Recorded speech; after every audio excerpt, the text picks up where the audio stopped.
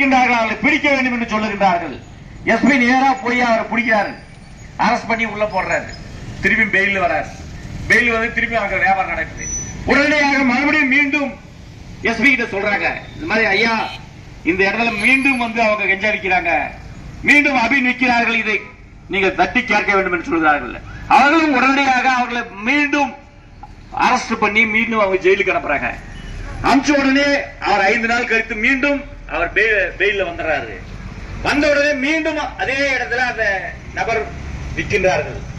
இதை ஏன் குறிப்பிடுகிறேன் என்று சொன்னால், ஒரு தவறு செய்தால் அந்த தவற்றை உடனடியாக திருத்திக் கொள்ள வேண்டும். அவர்கள் சட்ட ஒழுங்கை பாதுகாக்க வேண்டும் என்ற அடிப்படையிலே போலீஸ் அவர்களை கைது செய்து 3 முறை கைது செய்து அவர்களை 3 முறையும் விடுவித்து அவர் பிணையிலே வெளியே வருகின்றார். பிணையிலே வெளியே வந்தவர் அமைதியாக இருக்கிறார் என்று சொன்னால் இல்லை, அவர் சொல்லுகின்றார், நீ எத்தனை வரை நீங்கள் எஸ்பி கிட்ட சொல்லி கேள்வி போட்டாங்க, நான் வித்துக்கிட்டே தான் இருக்கும் சொல்றேன். யார் அந்த நபர்? திமுகவுடைய பொறுப்பாளர். நீங்கள் எண்ணி பார்க்க வேண்டும். 2000 கோடி 3000 போதைப் பொருள் கிடைத்தது என்று சொன்னார்கள். அவர் திமுகவில் இருக்கின்ற அயலக அணி துணை அமைப்பாளர் ஜாபர் சாதிக். ஜாபர் சாதிக்கு பின்னாடி ஒரு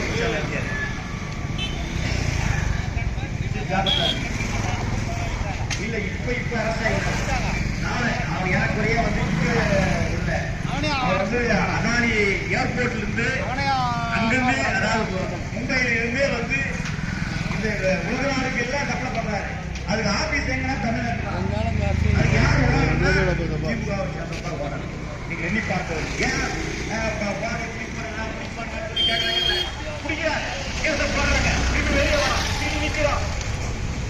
ஆட்சி அதிகாரத்தில் எத்தனை விற்கிறோம், நீங்க யாரு நிற்கிறோம், திமுக நிற்கிறோம்.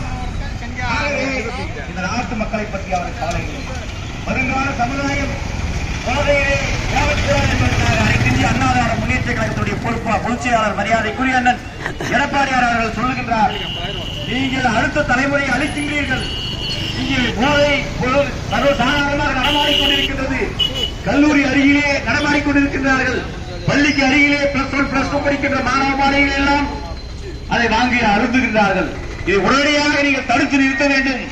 3ஆம் தலைமுறையான இதற்கு அடுத்த தலைமுறை இந்த மாணவர்கள் அவர்கள் நன்றாக இருந்தால்தான் இந்த நாடு உருப்படும் என்று அவர்கள் கேட்டுக்கொண்ட அடிப்படையிலே அவர்கள் என்ன நடவடிக்கை இருக்கிறார் சொன்னால், இல்லை, போலீஸ் பிடிக்கிறார், திரும்பி உள்ள போறா, திரும்பி வெளியே வரா, இதுதான் தொடர்ந்து நடந்து கொண்டிருக்கின்றது. ஆகவே இந்த நிகழ்ச்சி எதற்காக நாங்கள் குழுமிருக்கிறோம் சொன்னால், செவனங்கால ஒரு தங்கு மாதிரி இருக்கின்றது இந்த ஆட்சி. அவர் தவறு செய்து கொண்டிருக்கிறார்கள். அந்த தவறை சுட்டிக்காட்டத்தான் அனைத்து இந்திய அண்ணா திராவிட முன்னேற்ற கழகம் எதிர்கட்சியாக இருக்கின்றது. எதிர்கட்சியுடைய வேலை என்ன? இந்த நாட்டில் இருக்கின்ற தவறுகளை தட்டி கேட்பது, இந்த நாட்டிலே செய்கிற தவறுகளை சுட்டிக்காட்டுவது.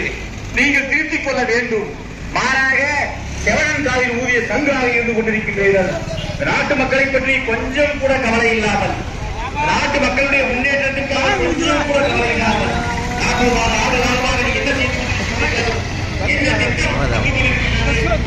இது நாட்டு மக்களை உயர்த்துவதற்காக நீங்கள் என்ன செய்து கொண்டிருக்கிறீர்கள்?